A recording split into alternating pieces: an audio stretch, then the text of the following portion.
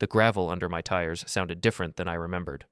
Sharper, like the driveway had been waiting for me to come back and notice what had changed. I pulled up to the beach house at 4:30 on a Thursday afternoon, 2 hours before the anniversary party was supposed to start. The sky was that particular shade of gray that happens on the Carolina coast in October. Not stormy, just uncertain. The kind of weather that makes people check their phones for updates that never come. Before we dive deeper into this story, I have one small request. Please subscribe, drop a like, comment, and hit that hype button to boost this channel so more people can discover these incredible Reddit stories. The house looked good. Better than good, actually. I'd paid a decorator an obscene amount of money to make sure my parents wouldn't have to think about furniture or paint colors or which direction the couch should face. Everything was handled. Everything was perfect. The siding was a soft blue-gray that caught the light without showing off. The porch wrapped around the front like an old friend's arms. I'd imagined my mother sitting out there with her coffee, watching the ocean, my father reading his mystery novels in the evening, his reading glasses perched on his nose the way they'd been for 30 years. I killed the engine and sat there for a moment, hands still on the wheel. Through the windshield, I could see the kitchen window. No lights on inside. That was fine. I was early. But then I noticed the lock. The front door had a smart lock, one of those keypad models that I'd had installed during the final walkthrough. Brushed nickel, discreet, easy for my parents to use. They each had a code. I had the master code. The property manager had a temporary code that expired after 60 days. The lock I was looking at wasn't the one I remembered. It was brass, chunky. The kind of deadbolt you buy at a hardware store when you want people to know you're serious about keeping them out. I sat in the car for another 30 seconds, running through scenarios. Maybe the property manager had upgraded it. Maybe my father had asked for something more traditional. Maybe I was imagining things. I got out of the car and walked up the porch steps. The wood didn't creak. That was good. I'd paid extra to make sure it wouldn't. My footsteps were quiet, almost apologetic, which annoyed me. This was my property. I didn't need to apologize for being here. The new lock had scratches around the bolt. Fresh ones. Someone had installed it in a hurry. I pulled out my phone and opened the smart home app. The original lock was still connected, still active, still reporting a status of secured. But the door in front of me had a different lock entirely. That was when I heard the voices inside. 2 of them. A man and a woman. The man's voice was loud, performative, the kind of voice that fills a room because the person speaking thinks volume equals authority.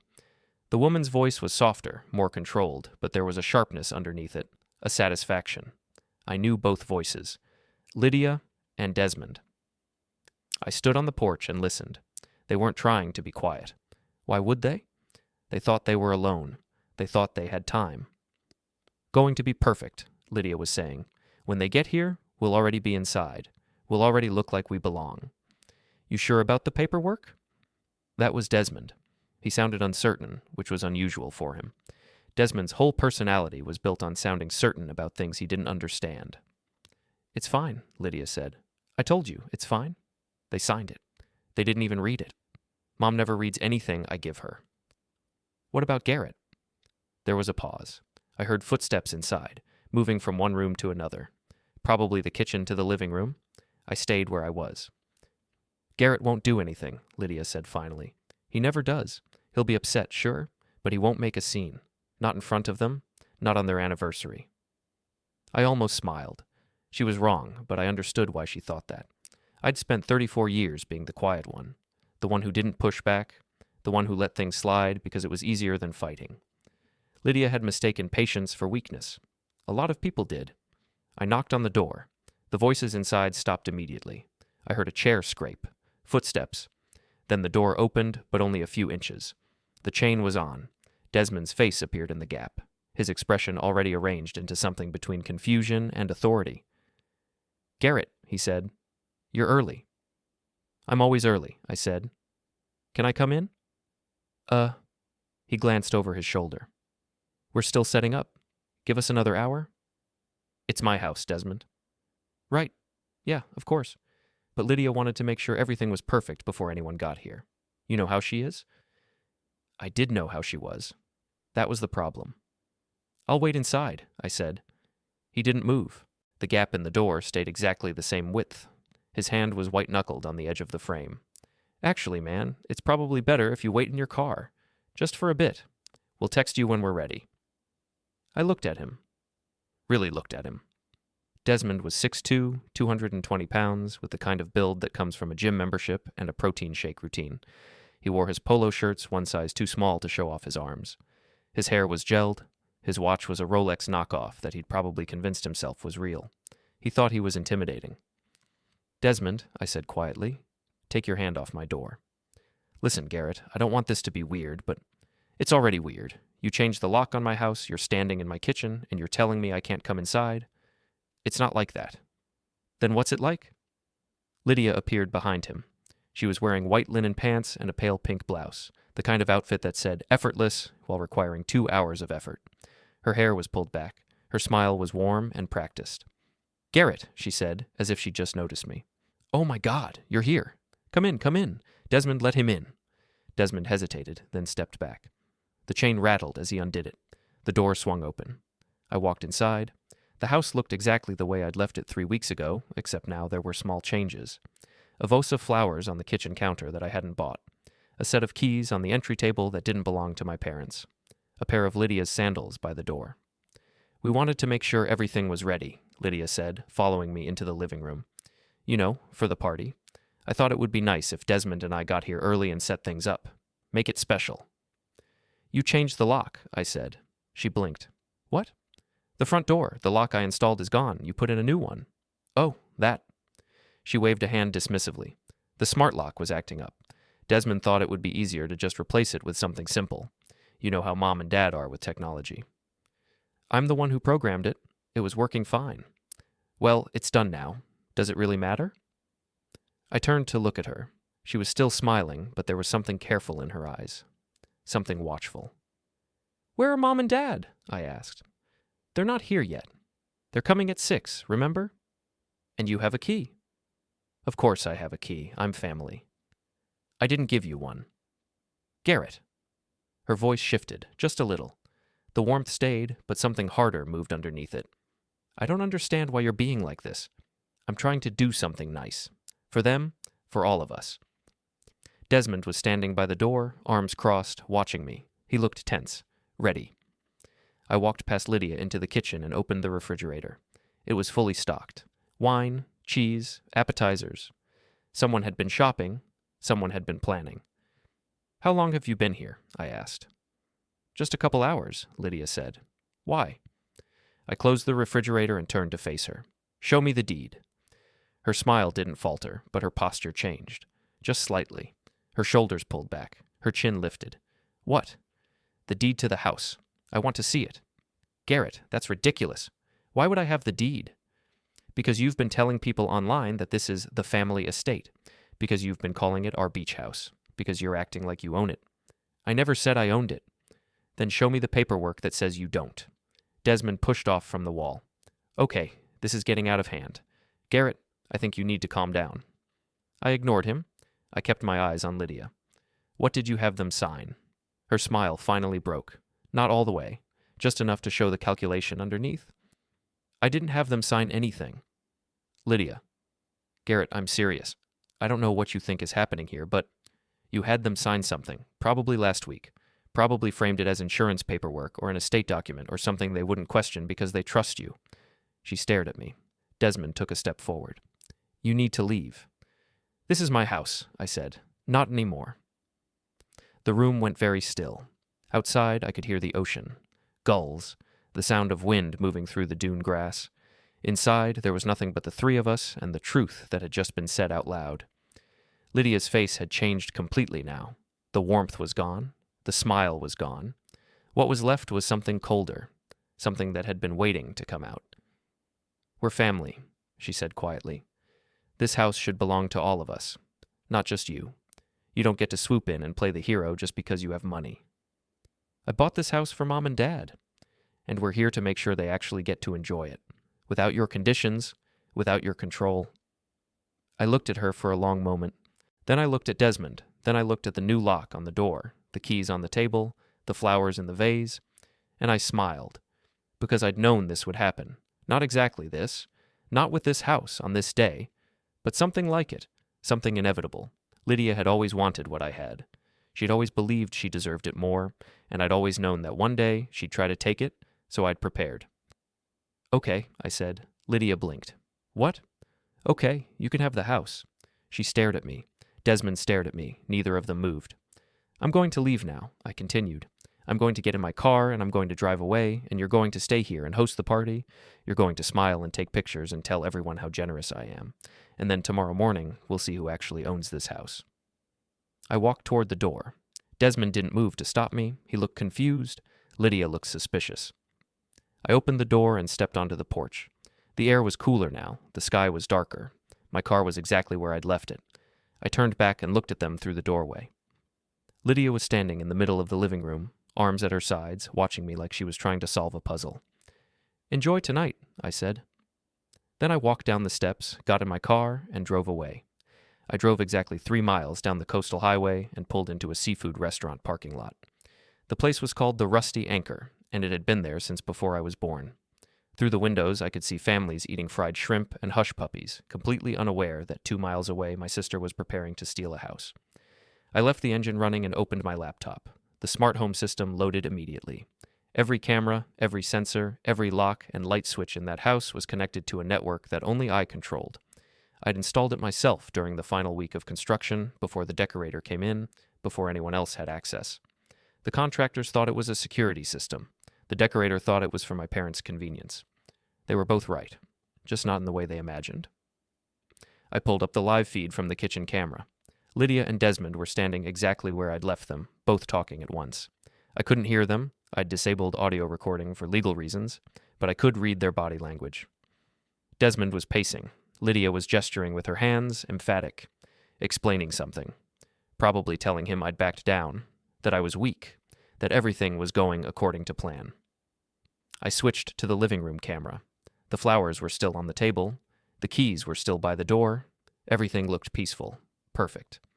I picked up my phone and called my mother. She answered on the second ring. Garrett, honey, are you almost there? We're just leaving now. Mom, I need you to do something for me. What's wrong? You sound strange. Nothing's wrong. I just need you and Dad to take a different route to the house. Don't come up the main driveway. Park on the street and walk around back. Why would we do that? Because Lydia's planning a surprise, and I don't want to ruin it. There was a pause. I could hear my father's voice in the background, asking what was going on. What kind of surprise? My mother asked. The kind that'll mean more if you come in through the back. Trust me. Another pause. Longer this time. Garrett, is everything okay between you and Lydia? Everything's fine, Mom. I promise. Just do this for me. Park on Pelican Drive and come around through the back gate. I'll meet you there in 20 minutes. If you're sure, I'm sure. I'll see you soon. I hung up before she could ask more questions. The camera feed showed Lydia checking her phone. Then she walked to the front window and looked out at the empty driveway. She was waiting for them. Waiting for the moment when our parents would arrive and see her standing in the doorway of the family estate, welcoming them home to a place she'd already claimed as her own. It was actually brilliant, in a sociopathic kind of way. If my parents arrived and found her already inside, already comfortable, already acting like she belonged there, they'd be confused but not suspicious. They'd assume I'd given her permission, they'd assume I'd coordinated with her. And by the time they realized what had happened, she'd have already convinced them that this was always meant to be a shared property, a family property. I'd seen her do it before, smaller things, a borrowed necklace that became our grandmother's heirloom that we share now, a loan that became the money you gave me for my business. She had a gift for rewriting history in real time, for making her version of events sound so reasonable that disagreeing with her felt petty. But this time, she'd miscalculated. Because I'd bought the house through a private trust. Because the trust had specific conditions. Because every document, every signature, every transaction had been designed to prevent exactly this scenario. And because I'd known she'd try something eventually. Not this specifically.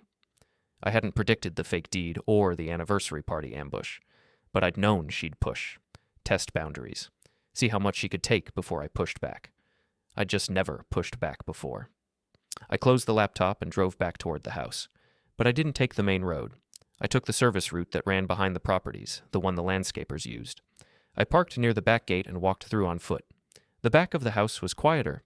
No windows facing this direction, except for the master bedroom on the second floor.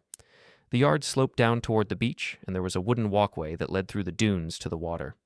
I'd had it built wide enough for my father's wheelchair, even though he didn't use one yet. Planning ahead. My parents arrived exactly on time. I watched them park on Pelican Drive and walk toward the back gate, looking confused but trusting. My mother was wearing a blue dress. My father had on the sport coat I'd bought him for his birthday. They looked happy. Nervous, but happy. I met them at the gate. "Garrett, what's this all about?" my father asked. "Your mother said something about a surprise." "There is a surprise," I said, "but it's not the kind Lydia planned." My mother's expression shifted. "What do you mean? Did Lydia ask you to sign anything in the last 2 weeks? Any paperwork? Insurance documents, maybe? Estate planning?" They looked at each other. That was answer enough. "What did we sign?" my father asked quietly. "I don't know yet, but I'm guessing it was something that looked official, something she told you was routine." My mother's hand went to her mouth. "Oh, no. Oh, Garrett, no." "It's fine," I said. "Whatever she had you sign, it doesn't matter. The house is in a trust. She can't access it. She can't claim it. She can't do anything except pretend." "But she's inside," my father said. "We gave her a key last week. She said you told her to get the house ready for the party." "I didn't tell her anything." My mother looked like she might cry. My father looked like he wanted to punch something, which was remarkable because I'd never seen him punch anything in my entire life. "What do we do?" my mother asked. "We go inside, we have your party, and we watch Lydia realize she's made a mistake." I led them through the back gate and up the walkway. The sliding door to the kitchen was unlocked. I opened it and stepped inside. Lydia was in the living room, arranging wine glasses on the coffee table. She heard us come in and turned, her smile already in place. Then she saw my parents behind me, saw their faces, and her smile faltered. "You're early," she said. "We're exactly on time," my father said. His voice was cold in a way I'd never heard before. Desmond came down the stairs from the second floor. He'd changed clothes. Now he was wearing slacks and a button-down shirt, like he was the host, like this was his house. "Hey, everyone's here," he said, too loud. "Happy anniversary." Nobody responded. Lydia's eyes moved from my parents to me and back again. She was calculating, adjusting, trying to figure out what I'd told them and how much damage control she needed to do. "Mom, Dad, I'm so glad you're here," she said, walking toward them with her arms open. "I wanted everything to be perfect for you. I've been here all day making sure." "What did you have us sign?" my mother asked. Lydia stopped walking. "What?" "Last Tuesday, you came by the house with papers. You said it was estate planning. You said Garrett had recommended it." "Oh, that." Lydia waved her hand. "That was just...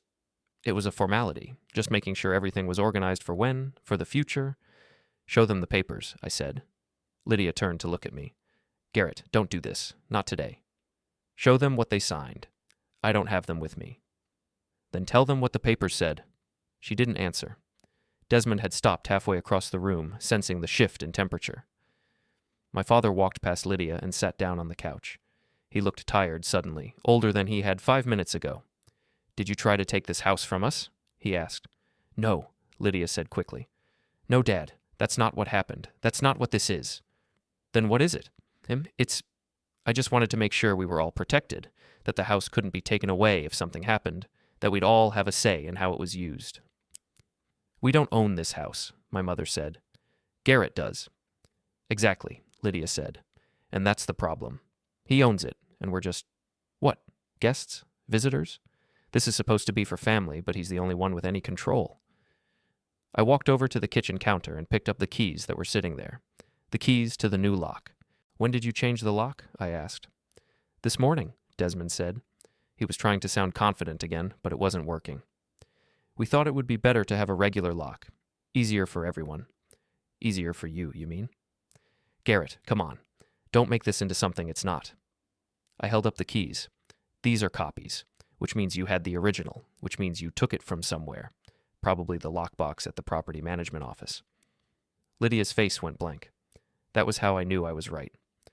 "You called them last week," I continued. "Told them you were family. Told them you needed access for an emergency. They gave you the code to the lockbox because they assumed I'd authorized it." "So what if I did?" Lydia said. Her voice had changed now. The warmth was completely gone. "So what? This house should be available to all of us. You don't get to control everything just because you paid for it."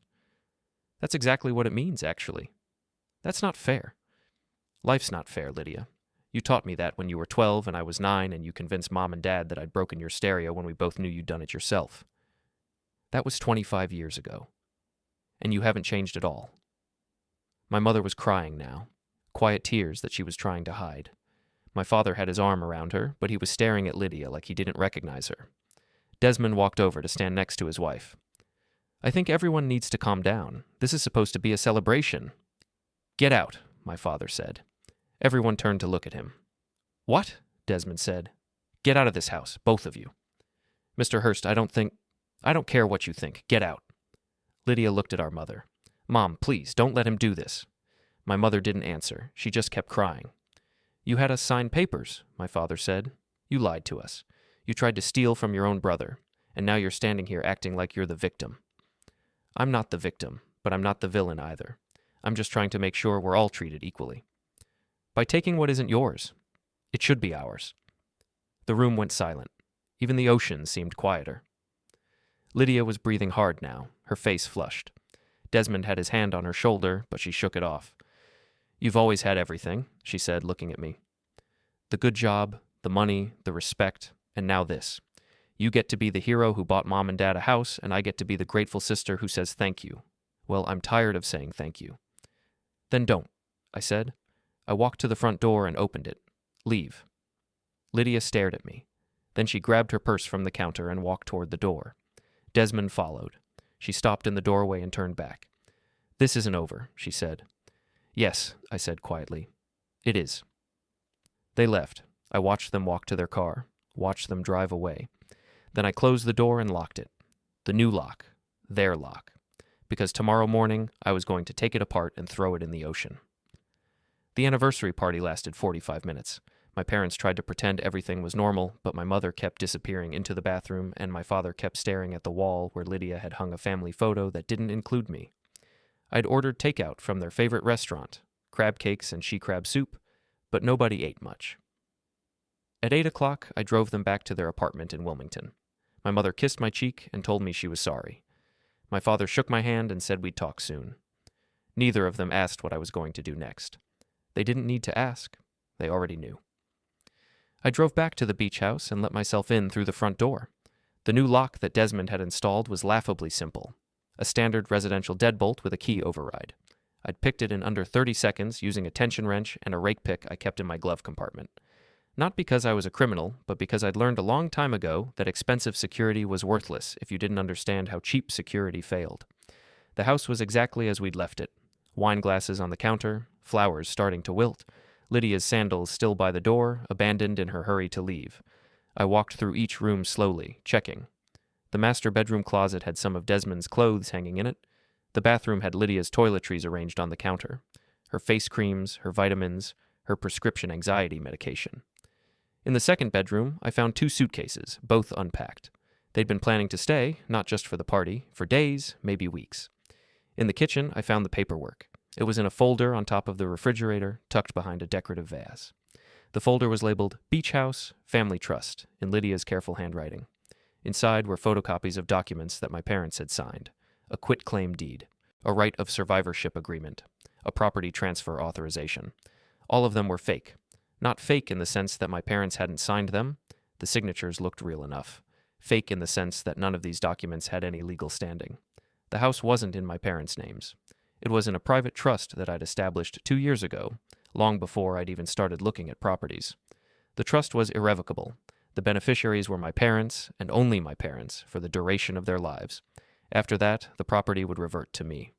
There was no mechanism for Lydia to claim ownership, no loophole for her to exploit. She'd essentially had my parents sign documents that promised to transfer something they didn't own, but she didn't know that yet. I took photos of every page, then put the folder back exactly where I'd found it. Then I sat down at the kitchen table and opened my laptop. The trust documents were stored in an encrypted cloud server that only I could access. I pulled up the original deed, the trust agreement, and the title insurance policy. Everything was in order. Everything was airtight. But I'd also built in some additional protections that even my lawyer didn't know about. The smart home system wasn't just for convenience. It was integrated with the property management system, the utility accounts, and the security monitoring service. Every access point was logged. Every entry was recorded. Every change to the property was documented automatically. And I controlled all of it. I opened the system controls and navigated to the power management interface. The house ran on a combination of grid power and solar panels I'd had installed on the roof. The system was designed to be efficient and environmentally friendly, but it was also designed to be remotely controlled.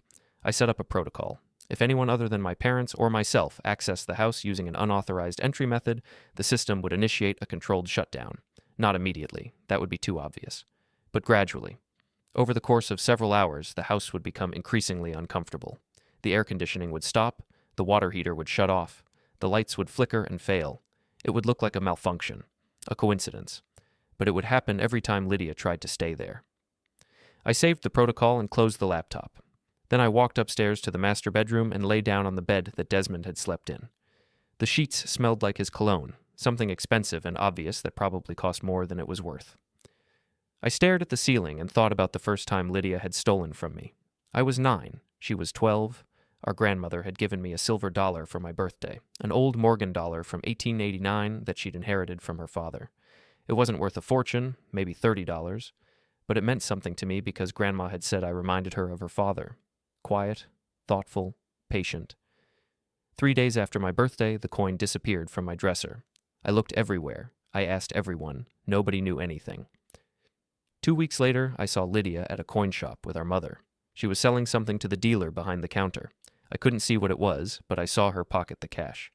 $25. When I asked her about it that night, she cried, said I was accusing her of something terrible, said I was a horrible brother for even suggesting she'd take from me. Our parents believed her. They told me I must have lost the coin, that I needed to be more careful with my things. I never forgot that. Not because of the coin, but because of how easily she'd rewritten reality, how quickly everyone had accepted her version of events, how completely I'd been erased from the narrative. I'd been quiet about it. Patient, but I'd also been paying attention. Over the years, I'd watched her do it again and again. Small things, a borrowed dress that never got returned, a check for her rent that she claimed was a gift, a car repair that she said I'd offered to pay for when I'd done no such thing. She operated on the assumption that people wouldn't call her out, that family loyalty meant letting things slide, that being difficult was worse than being stolen from. And for a long time, she'd been right. But when I'd bought this house, I'd made a decision. If she tried anything, and I knew she would, I wouldn't just stop her. I'd make sure she couldn't try again, so I'd built in safeguards, layers of protection that she wouldn't see until she'd already committed herself. The trust was the first layer. The smart home system was the second. But there was a third layer that I hadn't activated yet. I picked up my phone and called Kyle Webb. Kyle was a security consultant I'd worked with on another project 3 years ago. He specialized in discrete protection services, the kind of work that never appeared on public records. I'd hired him to do a background check on a business partner who'd seemed too friendly, too eager to invest in a venture I was developing. Kyle had found out the guy was running a long con, building trust with tech developers before stealing their proprietary algorithms. I'd paid Kyle a substantial bonus for saving me a couple $1 million and a lawsuit. We'd stayed in touch. He answered on the third ring. "Garrett, it's been a while. I need a favor. I figured you don't call to chat. I need surveillance on 2 people, my sister and her husband, nothing invasive, just external monitoring. Locations, public activity, financial transactions if they're visible. How long? Until I tell you to stop. What am I looking for? Evidence of fraud, attempted property theft, anything that shows intent to deceive?" There was a pause. "This sounds personal." "It is." "Okay, send me their information. I'll have a preliminary report by tomorrow afternoon." "Thanks, Kyle. One question. Are you planning to press charges?" "No." "Then what's the end game?" "I want them to understand they made a mistake." "That's vague." "I know." He laughed. "All right, I'll be in touch." I hung up and sent him Lydia and Desmond's information. Names, addresses, phone numbers, social media accounts. Everything he'd need to start building a profile. Then I went back downstairs and checked the camera feeds. The house was empty, quiet, exactly as it should be, but I knew it wouldn't stay that way. Lydia wasn't the type to accept defeat. She'd regroup. She'd find a new angle. She'd convince herself that she was still in the right, that I was still the villain, that this was all some misunderstanding that could be fixed with the right conversation or the right leverage. She'd come back, and when she did, I'd be ready. I spent the night in the house, sleeping in the guest room on the first floor. I woke up at 6 and made coffee using the machine I'd had delivered during the final walkthrough, an expensive Italian espresso maker that my parents would never use because they preferred their coffee simple and American. At 7:30, my phone rang. Unknown number, I answered. Yes? Mr. Vance? A woman's voice. Professional. Clipped. This is Amanda Reese from Coastal Property Management. I'm calling about the residence at 847 Pelican Drive. What about it? We received a call this morning from a Lydia Hurst. She claims there's been a break-in at the property. She says someone changed the locks and is currently occupying the residence without authorization. I sipped my coffee. Is that right? She's requesting that we send someone to verify the situation and help her regain access. Ms. Reese, can I ask you something? Of course. Who owns the property at 847 Pelican Drive?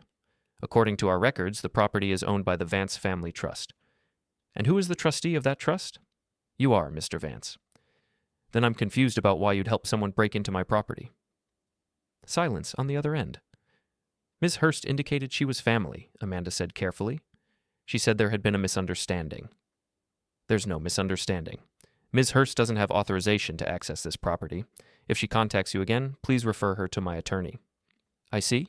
And if she shows up at the property? Tell her to leave. If she refuses, call the police. Understood. I apologize for the confusion, Mr. Vance. No apology necessary. You were doing your job. I hung up and checked my messages. 3 texts from Lydia, 2 from Desmond, all of them demanding to know what I thought I was doing, all of them insisting that we needed to talk this through like adults. I deleted them without responding. Then I called the locksmith. By noon, every lock on the property had been replaced with commercial-grade deadbolts and smart locks that required both a code and biometric verification. The only people with access were my parents and myself. Lydia's keys were worthless, and the house was mine again.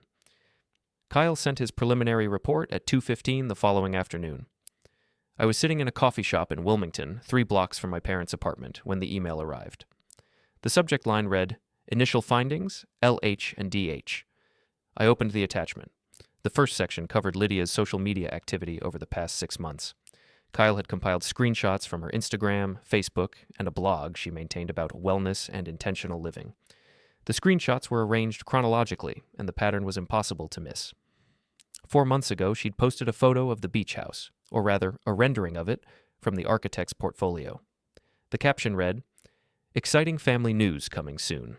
Sometimes the universe provides exactly what we need when we need it most. 3 months ago, a photo of herself on a different beach with the caption, Manifesting our perfect coastal sanctuary.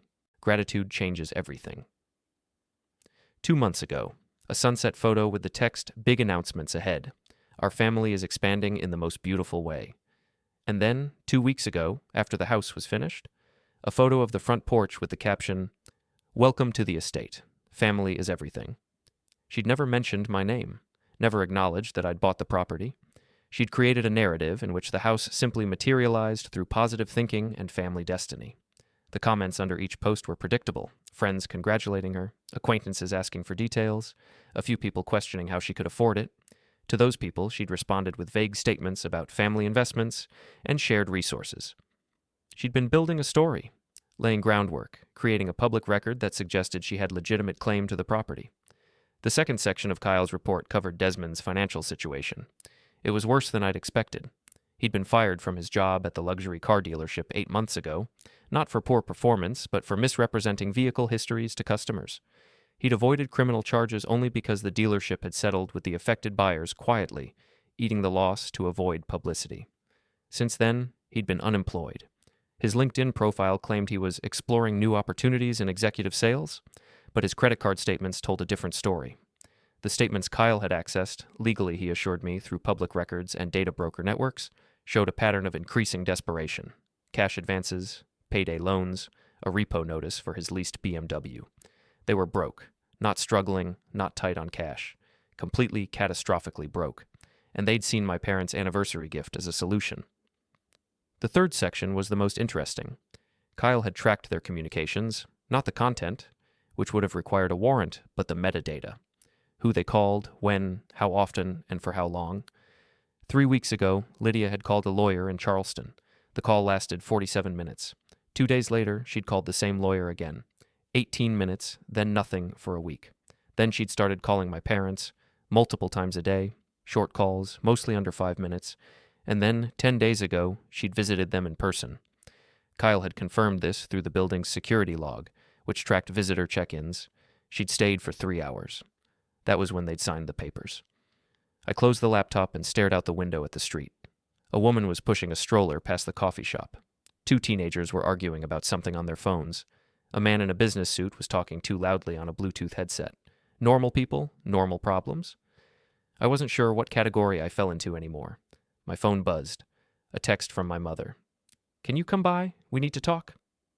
I paid for my coffee and walked the 3 blocks to their apartment building. The lobby smelled like cleaning solution and old carpet. The elevator took forever. By the time I reached their floor, I'd already decided what I was going to tell them. My father opened the door before I could knock. He looked tired, older than yesterday. "Come in," he said. My mother was sitting on the couch, her hands folded in her lap. There was a box of tissues on the coffee table. She'd been crying. I sat down in the chair across from them and waited. "Lydia called," my mother said. "She's very upset." "I imagine she is."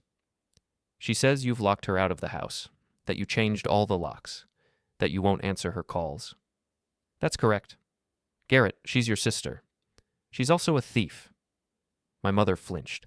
My father put his hand on her knee. "She says it was a misunderstanding," my mother continued. "She says she was just trying to help, that she wanted to make sure the house was protected in case something happened to you." "That's a lie." "How can you be so sure?" I pulled out my phone and showed them the photos I'd taken of the documents, the fake quitclaim deed, the fake transfer authorization, the fake trust agreement. My father leaned forward and studied the screen. His jaw tightened. "Where did you find these?" he asked. "In the kitchen, hidden on top of the refrigerator." My mother looked away. "She said those were just copies, for your records, in case the originals got lost." "Mom, these documents are fraudulent. They claim to transfer ownership of a property that you don't own. If she'd tried to file them with the county recorder, she would have committed forgery." "But she didn't file them," my mother said. "So maybe..." "She didn't file them because she ran out of time. She was waiting until after the party, after she'd established herself as the person living there, after she'd created enough confusion that questioning her claim would seem unreasonable." My father stood up and walked to the window. He stared out at the parking lot below. "We're sorry," he said quietly. "We should have been more careful. We should have asked you before we signed anything." "You shouldn't have had to ask. She shouldn't have put you in that position." "What happens now?" my mother asked. "Nothing happens to you. The house is still yours to use, whenever you want, for as long as you want. That hasn't changed." "And Lydia?" "Lydia doesn't get to go there anymore." My mother started crying again. My father came back to the couch and sat beside her. "She's going to hate you," my mother said. "She already does." "That's not true. She's struggling. Desmond lost his job, and they're behind on rent, and she's under so much pressure." "So she decided to steal from her own family." "She wasn't stealing. She was..." "Mom." I kept my voice level, calm. "She forged documents. She lied to you. She lied to me. She tried to take something that didn't belong to her. That's called theft. It doesn't stop being theft just because she's family." My mother looked at me like I was a stranger, like I'd become someone she didn't recognize. "When did you get so cold?" she asked. The question hung in the air between us. I thought about all the times I'd let things go, all the times I'd been the bigger person, all the times I'd swallowed my anger because keeping the peace seemed more important than being right. I thought about the silver dollar, the borrowed money that never got repaid, the credit card she'd opened in my name when I was 19, the one I didn't find out about until the collection agencies started calling. I'd fixed that problem quietly, paid off the debt, cleared my credit, never mentioned it. Because that's what you did for family. Except family was supposed to work both ways. "I'm not cold," I said. "I'm just done being warm in the wrong direction." I stood up to leave. My father stood too. "Garrett, wait." I turned. "I know this is hard," he said. "I know you're angry. But your mother is right about one thing. Lydia is struggling. And I think maybe if you talked to her, if you explained why you're upset, maybe you two could work something out." "There's nothing to work out, Dad. She made her choice. She's still your sister. Then she should have acted like it." I left before they could say anything else. Outside, the afternoon had turned gray and humid. Storm clouds were building over the ocean. I could smell rain coming. My phone buzzed again. This time it was a call, not a text. "Lydia," I answered. "You turned Mom and Dad against me." Her voice was tight, controlled, barely. "No, you did that yourself. I was trying to help them. I was trying to make sure they'd always have a place to go, and you made it sound like I was some kind of criminal. You forged documents, Lydia. That's literally a crime. I didn't forge anything. They signed those papers willingly. Under false pretenses. That's not how they saw it. It doesn't matter how they saw it. It matters what you intended, and you intended to steal my house. It's not your house. It's a family house. You just can't stand the idea that someone else might have a say in something you paid for. I stopped walking. I was standing in front of a dry cleaner, staring at my reflection in the window. I looked calm. I sounded calm, but I wasn't calm. Here's what's going to happen, I said. You're going to stop calling Mom and Dad. You're going to stop texting them. You're going to stop trying to convince them that I'm the villain in your story, and you're going to leave that house alone. Or what? Or I'll make sure everyone knows what you tried to do. You wouldn't. Try me. There was a long silence. I could hear her breathing, fast, shallow. You're a bastard, she said finally. Maybe, but I'm a bastard who still owns his house. I hung up. The rain started 5 minutes later. Heavy, sudden, the kind of downpour that soaks through clothes in seconds. I ducked into a bookstore and stood near the entrance, watching the water sheet down the windows. My phone buzzed again. This time it was Kyle. I have something you need to see, he said. Can you meet me? When? Now. There's a bar called Sullivan's on 3rd Street. I'm in the back booth. What's this about? Desmond made a mistake, a big one, and I think you're going to want to know about it before he realizes I know. I found Sullivan's 20 minutes later. It was the kind of place that served beer in bottles and didn't bother with music. Kyle was sitting in the back booth like he'd said, nursing a whiskey. He was younger than I'd expected when I first met him, barely 30, with sharp eyes and the kind of stillness that suggested military training. He'd never told me his background, and I'd never asked. He slid a manila envelope across the table. Desmond filed an insurance claim 3 days ago, Kyle said, on a car that was already repossessed. I opened the envelope. Inside were copies of the claim forms. Desmond had reported his BMW stolen. He'd filed with his insurance company, claiming the car had been taken from a shopping center parking lot. He'd provided a police report number. The problem was that the repo company had taken the car a week earlier. There was documentation, time-stamped GPS logs showing the exact moment the tow truck had picked it up. He committed insurance fraud, I said. Looks that way. Does he know you have this? Not yet, but he will soon. The insurance company's fraud investigation unit is already looking into it. They'll figure it out in the next few days. I stared at the papers in front of me. Desmond had just handed me leverage, and I was absolutely going to use it. The insurance fraud documentation sat on my kitchen counter for 2 days while I decided what to do with it. Not whether to use it, I'd already made that decision, but when and how and with what degree of force. I'd learned a long time ago that timing was everything.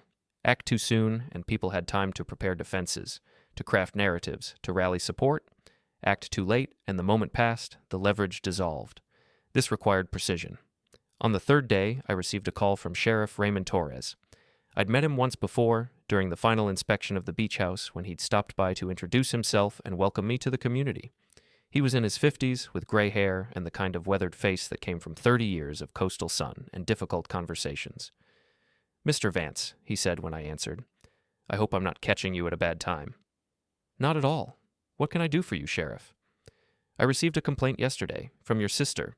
She's alleging that you've illegally evicted her from a property at 847 Pelican Drive. I sat down at my kitchen table. Is that right? She claims she had legal residence there, that she'd been living in the house for 2 weeks, and that you changed the locks while she was out, preventing her from accessing her belongings. Sheriff, I'm going to save you some time. My sister has never had legal residence at that property. She doesn't appear on the deed. She doesn't have a lease. She's never paid rent. She gained access through deception and stayed without permission. She showed me documents that suggest otherwise. Documents she fabricated. There was a pause. That's a serious accusation. It's also the truth. The property is owned by a private trust. I'm the trustee. My parents are the beneficiaries. Lydia has no legal claim to the house. If she told you otherwise, she lied. Would you be willing to provide documentation to support that? Absolutely. I can email you the trust agreement, the deed, and the title insurance policy within the hour. I'd appreciate that. And Mr. Vance, your sister also mentioned that you've been harassing her. Phone calls, threats, intimidation. I've called her twice in the past week, both times to tell her to stop contacting my parents. Both conversations lasted under 2 minutes. If that constitutes harassment, then I suppose I'm guilty.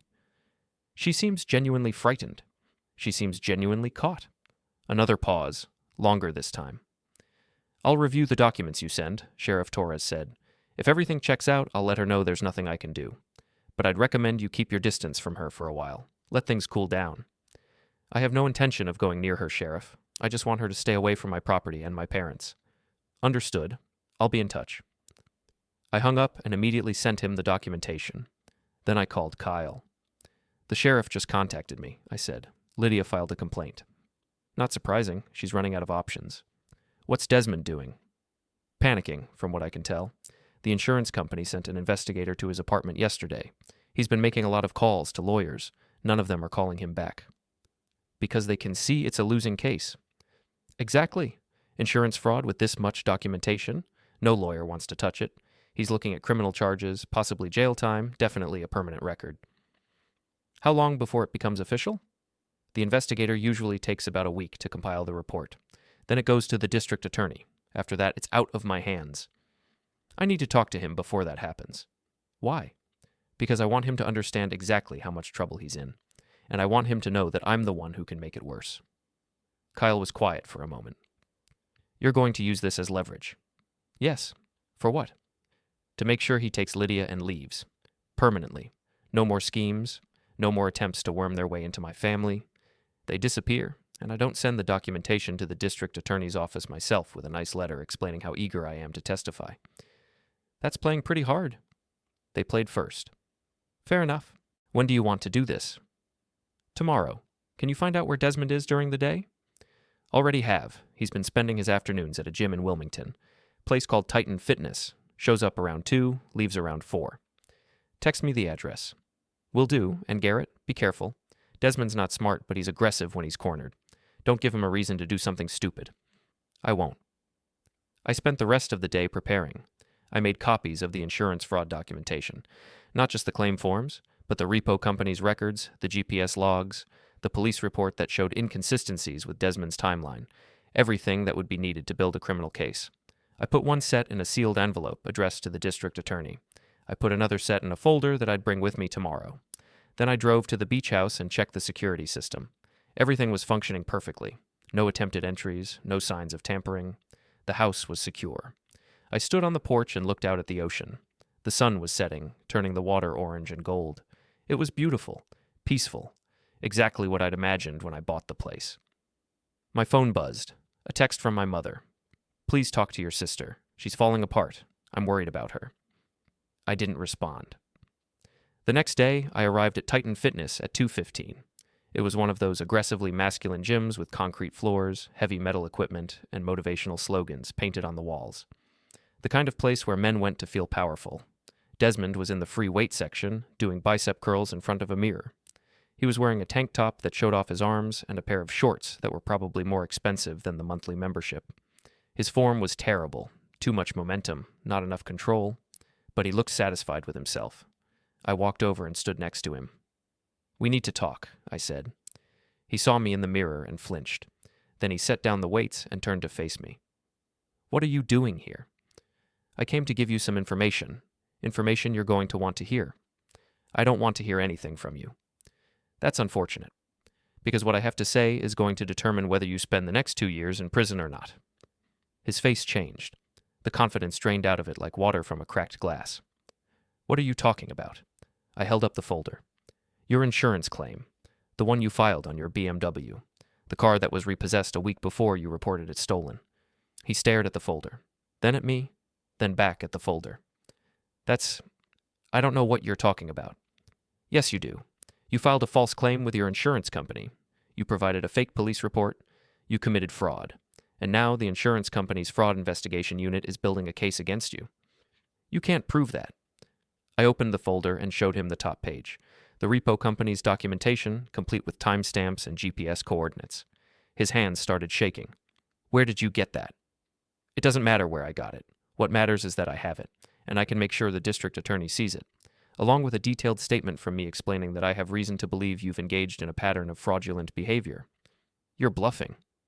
Am I? I pulled out my phone and showed him the draft email I'd prepared. Subject line, Insurance fraud evidence, Desmond Hurst. Recipient, the The district attorney's office. Attachment, a PDF containing every document in the folder. All I have to do is hit send, I said. Desmond looked around the gym. A few people were watching us now, trying to figure out what was happening. He grabbed my arm and pulled me toward the locker room. Don't touch me, I said quietly. He let go immediately. We walked into the locker room. It was empty. Desmond locked the door behind us and turned to face me. What do you want? He asked. I want you and Lydia to leave. Permanently. No more contact with my parents. No more attempts to claim the beach house. No more schemes. You pack up whatever's left of your lives and you go somewhere else. We can't just leave. We have a lease. You're 3 months behind on rent. Your landlord is about to evict you anyway, so you're not leaving anything behind except problems you can't solve. And if we do this, if we leave, then I don't send this email.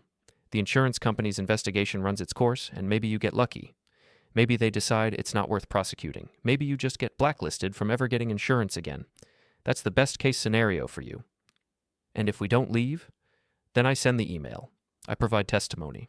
I make sure the district attorney understands that you're not just a guy who made a mistake. You're someone who's been running cons for months. And when they start digging into your background, they're going to find the mess you left at the car dealership, the misrepresented vehicle histories, the angry customers, all of it. Desmond's face had gone pale. He sat down on the bench and put his head in his hands. Lydia won't go, he said. She'll fight you. She thinks she can still fix this. Then you need to convince her otherwise, because if she keeps pushing, I'm going to push back harder, and she's not going to like what that looks like. What does that mean? It means I have documentation of every lie she's told, every manipulation, every attempt to defraud my parents. I've been collecting evidence for years, Desmond, since long before the beach house, and if she forces me to, I'll make all of it public. Her friends, her social media followers, everyone who thinks she's this enlightened wellness guru, they'll all see exactly who she really is. You wouldn't do that. Yes, I would, because I'm done protecting her from consequences. I'm done being the understanding brother who lets things slide. She had every opportunity to be honest with me, to ask for help instead of trying to steal from me. She chose this path. Now she gets to walk it. Desmond looked up at me. There were tears in his eyes, which surprised me. I hadn't expected him to break this easily. We'll go, he said. Give us 2 weeks to figure out where. You have 1 week. After that, I'm sending the email regardless. 1 week isn't enough time? Then you'd better work fast. I left the locker room and walked out of the gym. Behind me, I heard Desmond unlock the door and stumble out. A few people glanced over, then went back to their workouts. Outside, the afternoon was bright and hot. I got in my car and sat there for a moment, letting the adrenaline fade. My phone rang. It was Sheriff Torres. Mr. Vance, I reviewed the documentation you sent. Everything appears to be in order. I spoke with your sister this morning and informed her that she has no legal claim to the property. I also advised her to cease contact with you and your parents unless invited. How did she take it? Not well, but she understands that if she continues to pursue this, she could face charges for filing a false report. Thank you, Sheriff. One more thing. She mentioned that she has personal belongings in the house. Is that true? There are some items. Clothes, toiletries. Nothing of significant value. I'd recommend letting her retrieve them.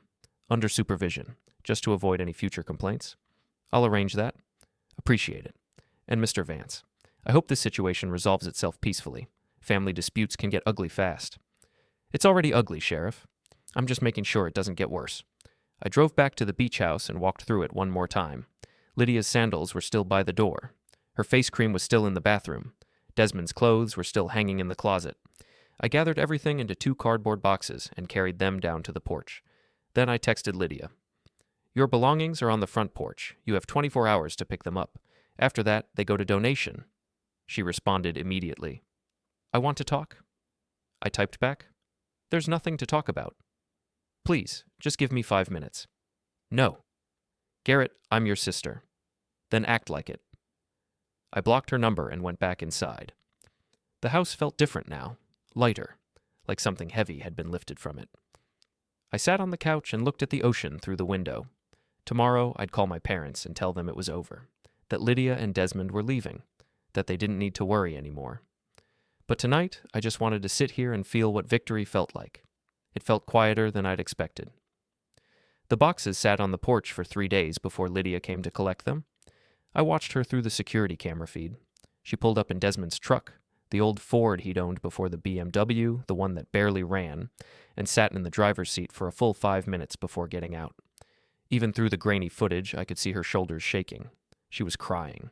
I felt nothing. She loaded the boxes into the truck bed without looking at the house, without trying the door, without making any attempt to come inside. Then she drove away. I called Kyle. She picked up her things, I said.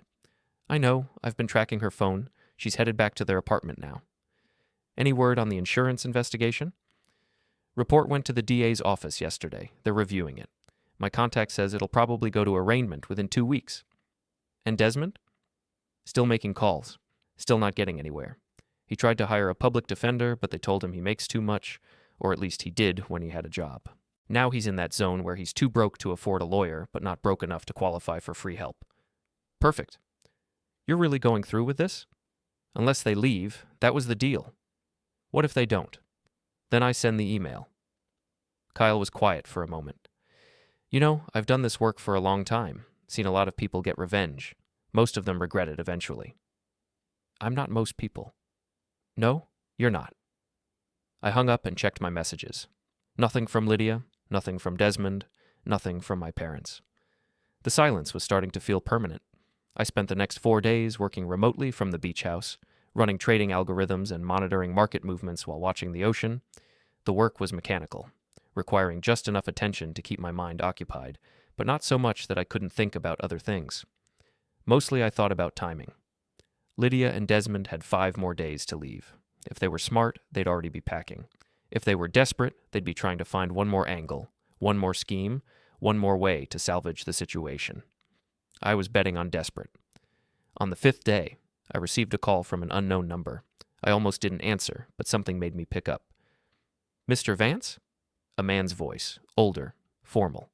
Speaking. My name is Richard Carr. I'm an attorney representing Lydia Hurst. I understand there's been a dispute regarding property at 847 Pelican Drive. There's no dispute. She doesn't own it. She never owned it. She attempted to fraudulently claim ownership, and she failed. My client has a different perspective on the situation. She believes she was acting in good faith to protect family assets and that you've responded with disproportionate aggression. Your client is lying. That's a strong accusation. It's also accurate. Mr. Carr, I'm going to save you some time and embarrassment. Your client forged documents. She deceived my parents into signing papers under false pretenses. She attempted to steal property that belongs to a trust she has no connection to. If you pursue this case, you're going to lose. And if you're smart, you'll bill her for this phone call and never speak to her again. There was a pause. I heard papers rustling. My client is prepared to negotiate. There's nothing to negotiate. Tell her to leave town. She has 2 days left. After that, the email gets sent. What email? Ask her. She'll know. I hung up. 30 seconds later, my phone rang again. Lydia. I answered. You're insane, she said. Her voice was raw, hoarse. You've completely lost your mind. I've never been more clear-headed in my life. I hired a lawyer. He's going to bill you for an hour of work and then drop your case, because there is no case. You don't have standing, you don't have documentation, you don't have anything except a story that keeps changing every time you tell it. I was trying to help Mom and Dad. No, you were trying to help yourself, and you thought I'd be too weak or too nice or too concerned about family harmony to stop you. What happened to you, Garrett? You used to be kind. You used to care about people. I still care about people, just not people who steal from me. I never stole anything. You stole my grandmother's silver dollar when I was 9. You opened a credit card in my name when I was 19. You borrowed $4,000 from me 6 years ago and never paid it back. And now you tried to steal a house. So no, Lydia, you've been stealing from me for 25 years. I'm just finally doing something about it. She was crying now, full, gasping sobs. I can't leave, she said. I have nowhere to go. Desmond's in trouble. We're about to lose our apartment. We have nothing. You have each other. That'll have to be enough. Please, please, Garrett. Just give us more time. We'll figure something out. We'll pay you back. You have 2 days. After that, I send the documentation to the DA. Desmond goes to jail. You become known as the woman who married a criminal and tried to defraud her own family. That's your legacy. You're destroying my life. No, I'm just refusing to let you destroy mine. I hung up and blocked her number. Then I sat on the porch and waited. The call I was expecting came 6 hours later. Desmond. We need to meet, he said, face to face. Why? Because this needs to end. We'll leave. I'll make sure Lydia drops it. But I need to hear from you that you're not going to send that email. I need your word. Where? The house. Tonight. 8 o'clock. That's not a good idea. It's the only idea we have left. Please, just give me this. I thought about it. Weighed the risks. Considered the angles. Fine. 8 o'clock? But Lydia doesn't come. She won't. Just me. I promise. I hung up and called Kyle. Desmond wants to meet tonight at the beach house, I said. That sounds like a trap. Probably. Then why are you going? Because I want to see his face when he realizes it's over. You're enjoying this. Yes. Be careful. Desperate people do desperate things. I know. I spent the rest of the afternoon preparing. I checked every lock, every camera, every sensor. I made sure the house was secure and that every possible entry point was monitored. Then I made copies of the insurance fraud documentation and put them in separate envelopes. One for me to bring to the meeting, one hidden in the house, one in my car. At 7:30, I drove to the house and parked in the driveway. The sun was setting, the ocean was calm, everything looked peaceful. I went inside and turned on the lights. Then I sat at the kitchen table and waited. Desmond arrived at exactly 8 o'clock. I watched him on the camera feed as he pulled up in his truck and sat there for a moment, gathering himself. Then he got out and walked to the front door. I opened it before he could knock. Come in. He stepped inside. He looked terrible, unshaven, dark circles under his eyes. His clothes were wrinkled, like he'd been sleeping in them. Thanks for meeting me, he said. You have 5 minutes. He looked around the house, taking it in. The furniture, the view, the expensive finishes. Must be nice, he said. Having all this? Never worrying about money, never wondering if you're going to make rent. I worked for it. So did I. No. You lied and cheated and cut corners. That's not work. That's fraud. His jaw tightened. You don't know anything about my life. I know enough. I know you got fired for misrepresenting cars to customers. I know you filed a false insurance claim. I know you manipulated my sister into thinking she could steal a house and get away with it. I didn't manipulate anyone. This was her idea. I don't believe you. I don't care what you believe. I'm telling you the truth. She's the one who found the lawyer. She's the one who came up with the fake deed. She's the one who convinced your parents to sign. I just went along with it because I'm tired of being broke, and she promised this would fix everything. And you believed her. I wanted to believe her. There's a difference. He sat down at the table without being invited. I remained standing. What do you want from me? I asked. I want you to understand that we're not bad people. We're struggling. And when you're struggling, you make bad decisions. You take shortcuts. You convince yourself that the ends justify the means. That's not an excuse. I'm not making excuses. I'm explaining. There's a difference. No, there isn't. He looked up at me. His eyes were red, tired. We'll leave, he said. Like you asked. We'll go somewhere else, somewhere far enough away that you never have to see us again. But I need something from you first. You're not in a position to negotiate. I'm not negotiating. I'm begging. Don't send that email. Don't destroy what's left of my life. I made a mistake. I know that. But I don't deserve to go to jail for it. Yes, you do. Please. The word hung in the air between us. I pulled out the folder and set it on the table. This is everything, I said. The insurance claim, the repo documentation, the timeline that proves you lied. If I send this to the DA, you're done. You'll be convicted. You'll serve time. And when you get out, you'll have a record that follows you forever. He stared at the folder. But, I continued, if you leave, if you and Lydia pack up and disappear and never contact me or my parents again, then I'll hold on to it. I won't send it. The investigation will run its course, and maybe you'll get lucky. Maybe they'll decide it's not worth prosecuting. You'd do that? On one condition. What? You tell Lydia the truth. You tell her that she didn't lose because I'm cruel or vindictive or cold. She lost because she tried to take something that wasn't hers, and actions have consequences. Desmond looked at me for a long moment. She won't believe me. Then make her believe you. He stood up slowly, like his body weighed twice what it should. We'll be gone by Friday, he said. Good. He walked to the door and stopped with his hand on the handle. For what it's worth, he said, I'm sorry. No, you're not. You're just sorry you got caught. He opened the door and stepped out into the night. I watched him walk to his truck. Watched him sit in the driver's seat with his head against the steering wheel. Watched him finally start the engine and drive away. Then I locked the door and stood in the middle of the empty house. It was over. Lydia and Desmond would leave. My parents would be safe. The house would remain mine. I'd won. I walked out onto the porch and looked at the ocean. The moon was full, turning the water silver. The wind was cool. Everything was quiet. Somewhere in the distance, I heard a car door slam. Then another. I turned. 2 figures were walking up the driveway, Lydia and Desmond. They'd come back. Desmond reached the porch first. His face was different now, harder. The desperation was gone, replaced by something else. Something I'd seen before in men who'd run out of options and decided that if they were going to lose, they'd make sure everyone lost. "Change of plans," he said. Lydia stepped up beside him. Her eyes were swollen from crying, but her expression was cold. "You're not going to send that email," she said. "Yes, I am." "No." She pulled something from her purse, a phone. "Because if you do, I'm going to send something too. Every text you've ever sent me, every voicemail, every email, all of it edited to make you look like the monster. I'll post it everywhere. Your professional networks, your social media, everywhere. That won't work. Maybe not, but it'll be enough to ruin your reputation, make people question you, make your clients wonder if you're trustworthy. And in your line of work, reputation is everything." I looked at her, really looked at her, and I started laughing. "You think that scares me?" I said. "You think I care what strangers think about me? You should. I don't." I pulled out my phone and opened the email I'd drafted, the one addressed to the district attorney. "Last chance," I said. "Walk away now, or I send this." "You won't," Lydia said. I hit send.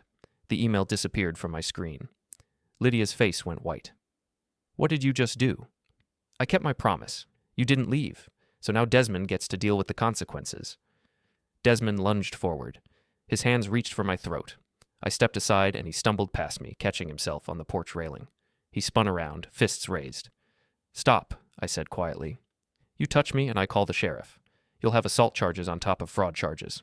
Is that really what you want?" He stood there, breathing hard, his whole body shaking with rage. Lydia grabbed his arm. "Let's go. It's over." "No," Desmond said. "No, he doesn't get to... It's over." She pulled him toward the driveway. He resisted for a moment, then let her lead him away. I watched them get in their truck, watched them sit there arguing, watched them finally drive away, and then I walked back inside, locked the door, and closed all the curtains. The house was mine, my family was safe, and Lydia would never forgive me. I sat down on the couch and stared at nothing. Somewhere outside, the ocean kept moving.